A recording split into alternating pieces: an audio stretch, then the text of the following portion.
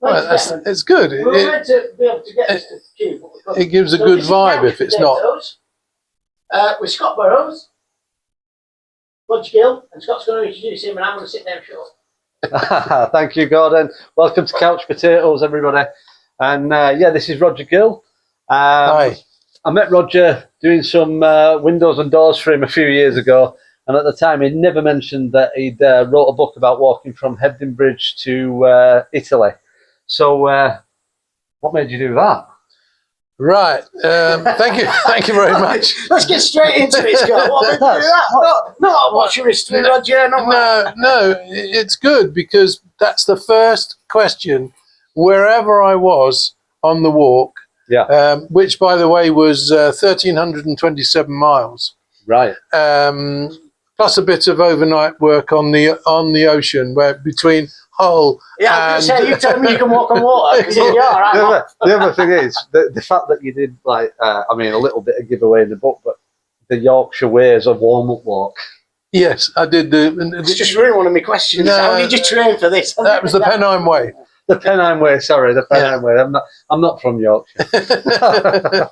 So that was the first question that anybody in the 6 countries that I walked through. That was the first question. Well, why are you doing that? You know? Yeah. And then they couldn't believe that I hadn't caught a bus. My wife still believes that somewhere along the line there must have been buses and trains involved. You know. So you didn't use any kind of public transport other than ferries or? I took the overnight ferry from Hull to Rotterdam. Right. And then after that, did I use any? I was arrested twice in police cars. Brilliant. So I had but they only took me a maximum of not arrested, but told to get in. You know, right. That probably was about half a mile. The second one. One of the favourite bits about the book that I read, I was like, is when you were in a Hull, and am I right to mention this about the kids? Yes. When you're in a what? It was in Hull. All right. I just walked into I just walked into the area that is the ferry port. You know, it's quite a big. You know, there's quite a drive, but I'd just gone past the prison, and I saw it was a Sunday, and I saw all these people coming out sobbing. You know, because they've been to see their nearest and dearest, they were all unhappy and so on. And I really felt, I don't know how I felt more sorry for the people inside or the people who've been visiting them. And I had that on my mind, and I walked into the perimeter of the ferry port, and I saw these skinhead lads, you know, dressed in the sort of regulation grey suits, you know, the baggy trackies. Yeah. And one of them had this massive crowbar, and he was trying to get out a padlock off this. He's essentially walked into a crime scene. Yeah. So he was trying to get this padlock off this gate. I don't know what was on the other side, but it was padlocked. Yeah. And they saw me. To begin, they looked a bit sheepish, and then they circled me. Yeah, which is worrying. Yeah, well, yeah, absolutely. I thought, oh God, here goes my iPhone, here goes my money. Before you left Britain. Yeah, and they said, "What are you doing?" You know, the first I just can't remember. What are you doing? Can you pick locks? Yeah. What are you doing? So I said, I just might as well brave this out. You know, I'm going to catch the ferry because I'm walking to Italy. And their mouths just dropped. And what are you doing that for? No, how are you going to do that? How are you going to do that? No. I can't do the whole accent, but no. How are you going to do that? And I said, well, and I thought, here goes. Basically, what I'm going to do is I'm going to get off the ferry, and I'm going to put one foot in front of the other. So now he's been facetious with the criminal. until I get there. And I thought this would cause it. So anyway, they started slowly backing away. And the guy with the crowbar said, "No, leave him. He's mad." So I thought that's all right. I've told them the truth. I'm mad. they've let me alone. Yeah. Yeah. That's fair enough. Because I suppose then as well, you're pretty safe in the knowledge you're not going to meet much worse people on the way. And if it gets you out of that situation, it'll get you out of any, won't it? No. The only time there was only one, everyone was marvellous. I'll come back to that question about why did you do it. But everyone was marvellous except once. There was I was coming into a big city and I was short of water. And you know how there's often, before you get to the old centre, there's often factory estates. So I walked in, this is in Germany, and I walked into this factory estate and there was the regulation cafe to serve all the people who worked in the factories. And whereas before, everyone had been so helpful, I'd been into bars and they'd filled up my water. Free, do you want anything, food to take with you? That's fine, just help yourself. So I said in this cafe, can I fill my water bottles? Will you fill them for me? And this huge woman behind the bar said, there's a machine, buy your water. And we're not filling it, And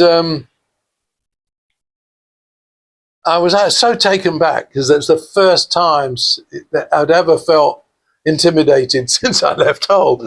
And so I walked out, and I was in my mind, I was just thinking of all the ways I could say in German, which I didn't really know. You can put your water where the sun doesn't shine, but I couldn't do it because I'd only just started learning German as I arrived in Germany.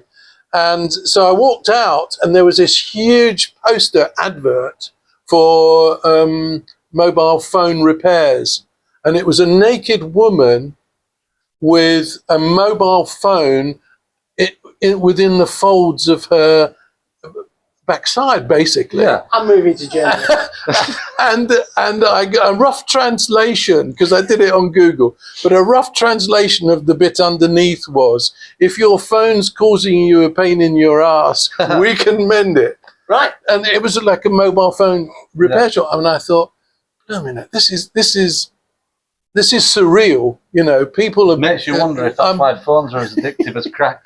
Yes. That's not your fault. I know what he's trying to get at, the crack thing, and it's not funny. No. Terrible. It's all right. I just got it. But when they come in, so that, I mean, if you think I walked 1,327 miles and that was the only time that anyone was vaguely rude to me, everyone else was just perfect. Did you stop in hotels, or was it? No, there was a mixture. Right. I did sometimes, but there was a mixture. I signed up for couch surfing. There's an app called Couch Surfing. Yeah, there is. It's big, isn't it? And so you let's say you're walking to Düsseldorf, and I'm about 10 miles away. So you go onto the app and you ask. There's a huge map with all the people who are offering a sofa for the night. Sometimes it's not a sofa, sometimes it's a camp bed, sometimes it's a sleeping bag on the floor, sometimes it is a bed. So you post on the app that you're going to be arriving, can somebody put you up? And some people will reply and say, yes, meet me here, it's all free. So that was good, but I only did it till the end of Germany because it was exhausting. Yeah. Because they were kind of people who were intrigued by what you were doing. They wanted to hear all about it. I then took them out for a meal, paid for it as a recompense for sleeping on their sofa. But it was absolutely exhausting because I wasn't getting a drink, loads of drink. So I wasn't getting to bed and I wasn't getting the sleep I needed. So I had to, in the end, I had to stop it. Yeah, I would assume people would think, because when something like that happens, you probably think, oh, we're the only time he stopped, so we'll ask him what he's doing and this kind of stuff. But repeating the same thing night after night would get a little bit exhausting, wouldn't it? Yeah. What you were doing. And staying up late and, drinking too much and so on. So did you have a plan of how much you were going to walk every day, or was it just... Yes, I did. It was foolish to begin with, but I had to do it. Like me and Scott having a plan for it.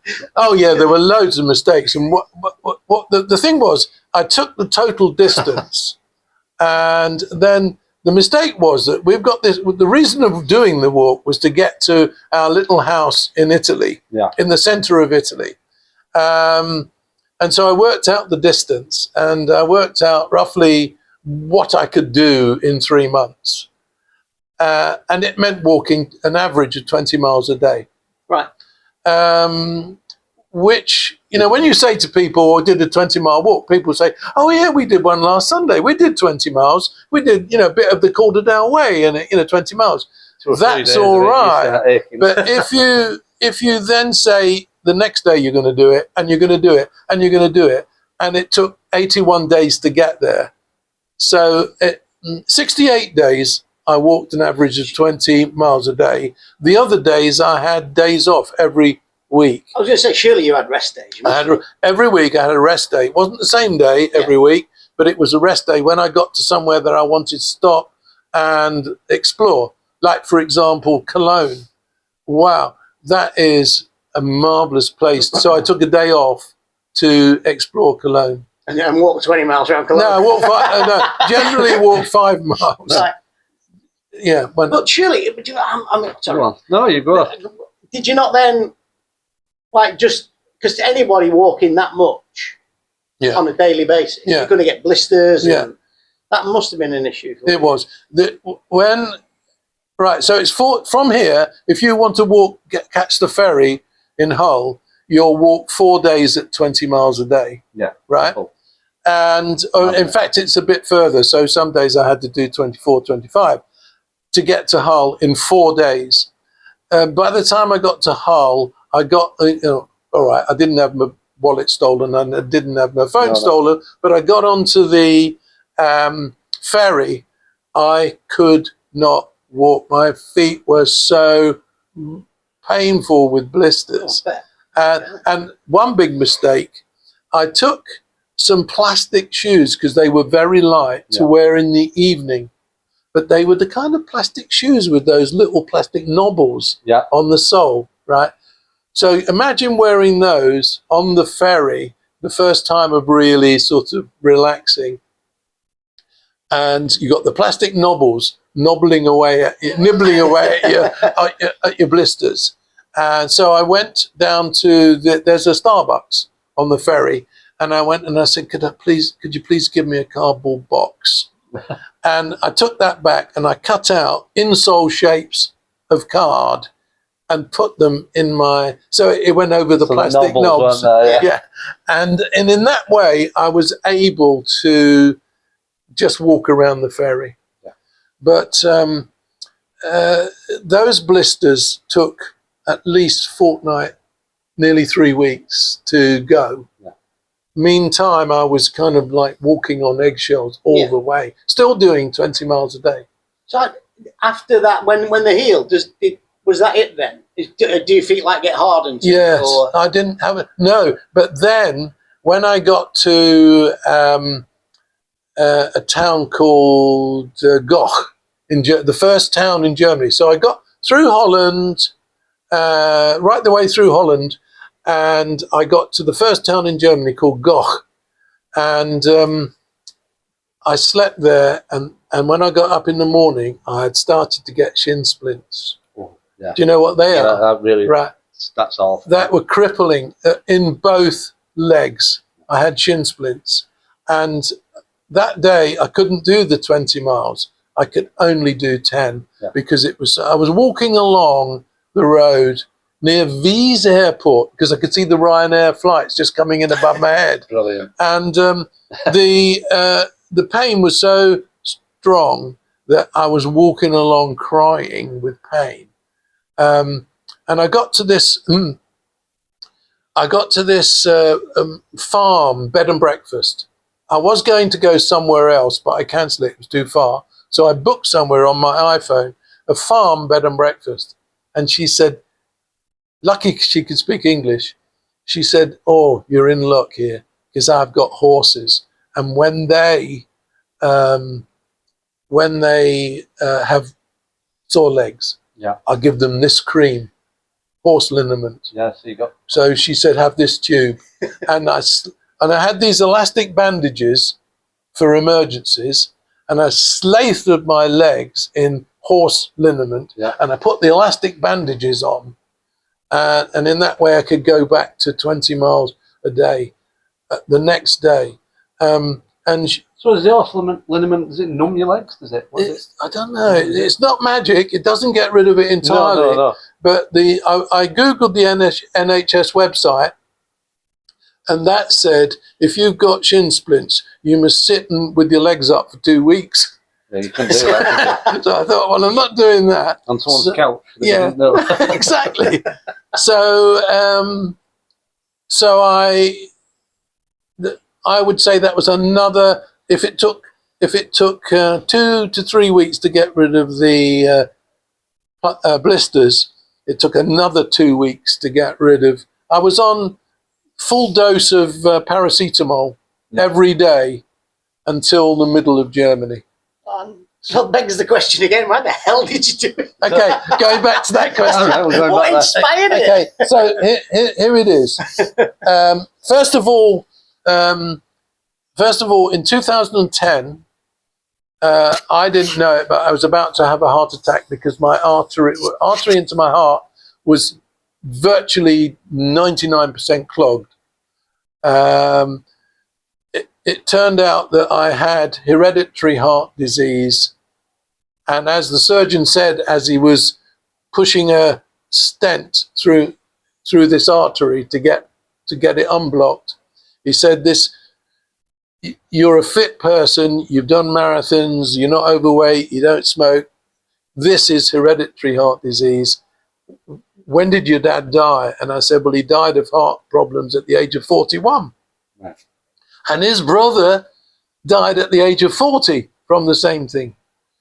So he said, well, it's a gift that your father's given you. Unfortunately, it's not a very nice gift, but you've got it and I bet his father had the same sort of thing. And it got to the point where... So how old were you at that point? Sorry, if you don't mind me. No. I was 65, something like that. All right. And no, I was 64.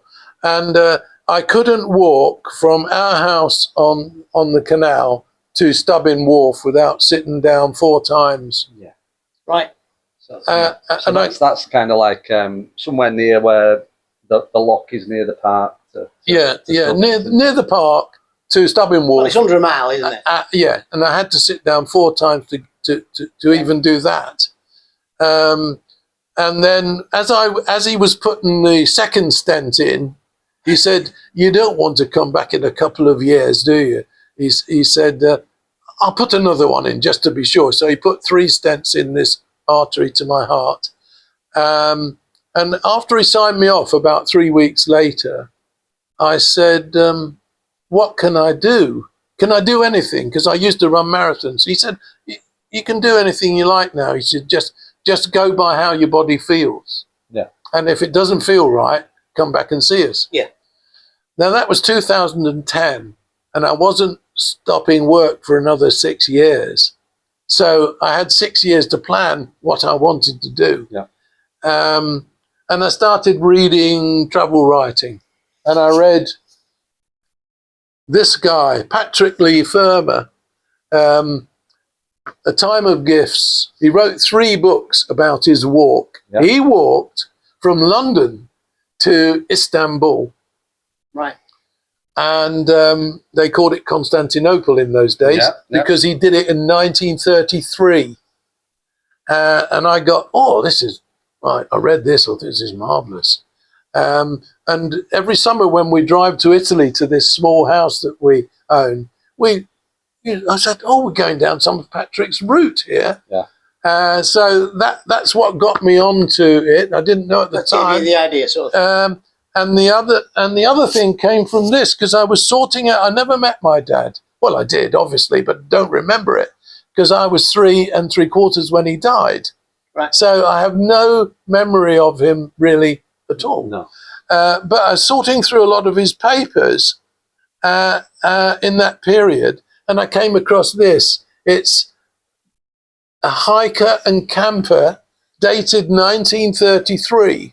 It was the same year that he did the walk, Patrick Lee Firma. And this hiker and camper magazine, which my dad got, has an article in it about walking in Austria in the mountains, and I can't find it now, so you'll have to edit the. Here we go. It's what we can't edit, so don't worry what we're doing. All right, what Austria offers the hiker. All right, and it's all about strong people who can walk in the mountains in Austria. And I thought, if I do that walk, I'm going to go through this route. And it says right at the end, it says, there are excellent yeoman types willing to do anything in their power to help, and they're particularly friendly to the English. So in 1933, my dad, he didn't have his bad heart at that time, because he died in 1950. But in 1933, he was reading about walking in. He was an adventurer at heart. He was a Rover Scout leader. He took lads, 18-year-old lads, out on bivouacking weekends, wild camping and all that sort of thing.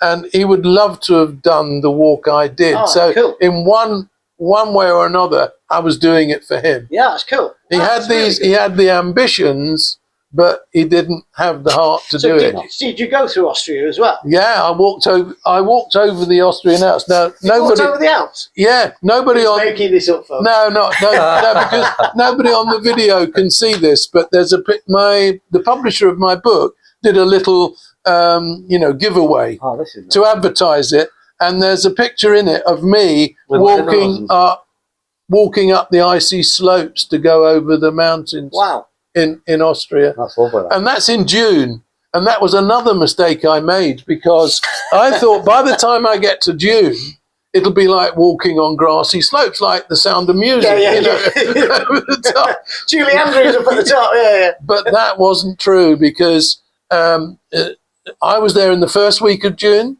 and the locals said, no, it's the last week in June when you can do the Julie Andrews bit. Until then, it's just snow and ice. And there was one particular day when I started the Alps in June. I was way down on the shores of the lake, and I was looking at the mountains, thinking, "This is it, right?" And so my first night was on the slopes. So I got there, pouring with rain, but I got there. The next night I was going to walk up to a mountain ski village.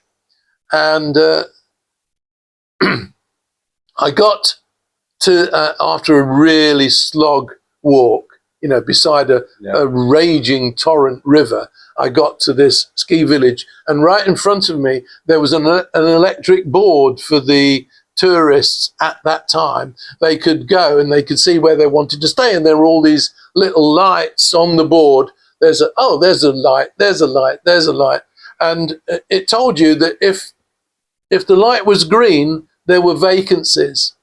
So I got to this village green in this ski village, and I came to the board, and there weren't any green lights. Oh, hell. And this got me worried. And there were, if you pressed on one of the places, it came up red. You pressed on the next place, it came up red. They were all red. Yeah. And I was exhausted. I was soaking wet with rain. It was the wettest spring in Europe for 50 years. And so all I did was I found the nearest place that was red. And I rang them, because there was a telephone. You could ring anyone you wanted. If it was green, you could ring to book a room. And so I rang the nearest place, and like in pathetic, tearful English, I said, "Please help me. I'm walking to Italy. I'm exhausted. I've got a tent, but I can't camp. I'm soaking wet." She said, "Give me 2 minutes. I'll come and collect you." Brilliant. And these are the yeomen. These are these are the people in 1933 who will help anyone who's very English. friendly, yeah. And it was a farm. The farmer was a woodworker. He built his own house out of local timber. They put people up, ski people, and at the end of June they put walkers up, but not now. They were having their holiday. Oh. And she said, I'll come and pick you up. She said, I'll open up a room. She said, come down in half an hour. I'll give you a meal. Oh. And the farmer said, where are you going? I said, well, Italy. And he said, no, but where are you going tomorrow? I said, well, I'm going over the tops, down to the next village, ski village, a famous one called Lech, where Prince Charles used to go with Diana and so on. And he said, well, you're absolutely mad. You'll never make it. All the paths are covered in snow. What on earth are you thinking about? So I said, well, it was all right when I was planning it at home. And he said, well, you're mad. He said, but if you want, I'll take a day off work tomorrow, farming. And he said, I will guide you, because as a boy, I've been going over the you're still going to be walking. But... Yeah. You'll be walking. I will carry your rucksack and I will show you where the paths are, even though they're buried under snow. And I will take you over the top. And he did. That's nice. Absolutely incredible. Brilliant. So just a quick one then. So when you started the journey in Hebden Bridge, how did that go? How did the start go? Did it go all to plan? Did you have people there to see you off and everything? And... Yeah, there was a bacon sandwich for people who knew I was going. Right. And we had bacon sandwiches on the canal side. Right. And my wife had done me a packed lunch. Right. So so I waved everybody goodbye, and that was my photos and sort of. So, and I just got into the park and I thought, oh my God, I've left my packed lunch. So I had to go back. And they were all packing up the bacon sandwiches and everything. And I'd forgotten my packed lunch, and it wasn't a very good start. I had to go back. I thought you were going to say it wasn't a very good packed lunch there. I was going to say you're getting in trouble. No, it was a good packed lunch. But so I had to go back for my packed lunch. But eventually, the first night, I got to the middle of Leeds, where I booked a £19.99 Holiday Inn type hotel. 25 miles. Yeah. I mean, that was one of the longest days I did, was the first one. Because you know where you are as well, there, don't you? Yeah. And you're thinking, bloody hell, I'm miles away. Yeah, 25 miles. Yeah, so yes, I did. It was just another little part of the story that I really enjoyed when I read the book. I forgot my sandwiches. It made me chuckle, so I just wanted to, just sort of bring you back to that bit. The book is full of anecdotes like all these. We can't go through. No, we don't want to. No, we don't. No. I just that's it. Yeah, we want people to buy Roger's book. Yeah, the book is door to door in 81 days. Yeah, by Roger Gill, and you can get it from the bookshop on Market Street in Hebden Bridge. You can. And what's the name of the bookshop? I forgot. Bookcase. The bookcase. I kept thinking just books. But on to bookend what Scott just asked you about setting off. Was there anybody there for when you were arriving? Did anybody know you were doing it? Or yeah. The thing is, the small. It sounds. If you say it's a town, it sounds too big. If you say it's a village, it's too small. It's 1,500 people. Yeah. So think the centre of Heptonstall, right, on an Italian mountain. Yeah. And with 1,500 people. Who all know each other. Well, actually, in the centre, there's far less than 1,500 because it's spread out, like Heptonstall is. It's spread out. So one or two people knew that I was coming. And they were able to follow me on the internet, because I had on my rucksack I had this. It's called a spot. It's a device that goes up to satellites. Oh, like a satellite tracker. Satellite tracker. The guys on ships have them, don't they? So you can follow their ships. Well, that was one condition that my wife allowed me to go, because she said, you've got to, we need to know where you are if you get into trouble. Yeah. And these trackers, you can press a button and you can call the emergency services if you pay extra, which I did. Yeah. So, I had a tracker, so people could see me on every hour. it put a footprint on the map on the internet. So good. So people could see where I was. So some people in the town were following me, and unbeknown to me, they'd got together and they said, let's have a meeting for him, because one of the first questions, going right back to the beginning, and why it was 20 miles a day and why it was 3 months, was that one of the first questions anyone asked me was, when are you going to get here? What day are you arriving? Yeah. Well, how do you know? You don't. So I had to give them a reasonable date that allowed me some slack and some rest days and everything. So I said July the 10th. Okay. And actually I did arrive on July the 10th. Brilliant. Because, you know, the way I worked it and the distances I had to do, I got there. Oh, brilliant. And I got there on July the 10th, and I was told the day before by text by one of the local people, don't arrive by till 6 o'clock. And I thought, what's that? You know, why not to arrive? But I later found out it's because the town band were going to be playing. Brilliant. And they all wanted to go to the beach because it was a really nice day. So they didn't want to get back from the beach until 6 o'clock, and they're going to be tuning up the old trombones and things. It's a marvelous brass band. It's a place called Santa Vittoria, and they have a really dedicated brass band that play at all functions. And they were going to be playing me in. I didn't know that. So there I am walking up the hill, because it's a 6 mile walk uphill just to get to the village. And so I timed it so that I got there at 6 o'clock and came round the corner by the cemetery. And you could hear it. You could hear them playing. I was welling up. I bet you were. Absolutely welling up. There's a really big crowd. And the idea was to touch the front door here and then touch the front door there. So after the band reception in the bottom square, I walked up to our house, touched the front door, and then my wife said, who was up there? My wife met me at the house. She said, right, we've got to get down to the big square. So we got down to the big square, and there was even more people and a big party, food, drink. And they made me an honorary citizen of the town. Nice. Fantastic. That's so good. Yeah. So good. Brilliant. I later found out that on the same day, the same week, Sophia Loren had been made an honorary citizen of Naples. Because it's a big thing in Italy to be made an honorary citizen of where you are. And they made Sophia Loren. So I always think I've got a kinship with Sophia Loren. It's a pity you come to both together. Yeah. So your house in Italy, whereabouts in Italy are we? Where on the map? Where are we in Italy? Do the leg thing. Like Shall I do the leg thing? Do the leg right. thing. If Italy is your leg, right? Up here, up the top of your leg, there's the Alps. Yeah. And so you're up by Turin up there and things like that. Yeah, Turin. Yeah.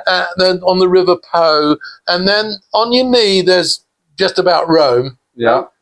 And in here, in there, there's just about Venice. Okay. And we are down the seam of your trousers before the crook of your leg. Yeah. We are there. Okay. That's about it. There's a big city called Ancona, which is a seaport. Right. And we are 4 days walk inland from there. Right. Okay. All right. So just I think it's quite funny how Roger works everything out by how far it is to walk it. Yeah. Oh, yes. Rather than just say, oh, we're in like a 3 hour drive. Oh, I had a 4 day walk. I had a funny story with that. Somewhere down Germany, I know, before a town called Pforzheim, it was a Sunday, and I was desperate for food. And I couldn't find a cafe to buy a sandwich or anything. So I found an Italian restaurant. And it was Sunday, and I got there late, and they'd done all, they'd served a lot of people. So it was just me really on my own there. And I had a pizza, and I charging my phone as well. And the guy who ran it had a girlfriend who was there at the weekends. And I said, oh, where are you during the week? She said, oh, I work at Dusseldorf Airport. All right. I said, "Oh, that's quite a long way." She says, "Not." I said, "Well, it is for me. It's taken me 2 weeks to walk from Düsseldorf Airport." Oh, she said, "No, it's only a 3-hour drive on the motorway." Yeah. Dear. So, are you doing any talks on this anytime soon? Because you do the. I do, yeah. I've done a talk for a reading group, a reading circle group, up at Wadsworth Community Centre. I did that, but I have done talks. The bit about that and why the publisher did these is because she did hundreds for book fairs. Yeah. You know, the literary festivals. Yeah. I was booked into the Buxton Literary Festival. I was booked into Ilkley Book Festival, and then COVID came. Brilliant. All right. And they were all cancelled. Yeah. So that never got off the ground. So apart from that, I've done Reading Circle more that sort of small event. Yes, so I do. I think that's brilliant. We don't want to ruin Roger's No, book. we don't. No, look, it's Door to Door in 81 Days by Roger Gill. It really is. It's a good read, and It must be a good read if he's read it. I read it when I read half of it when I was on holiday, and then I've been going through it in work in between. But And I want to read it now.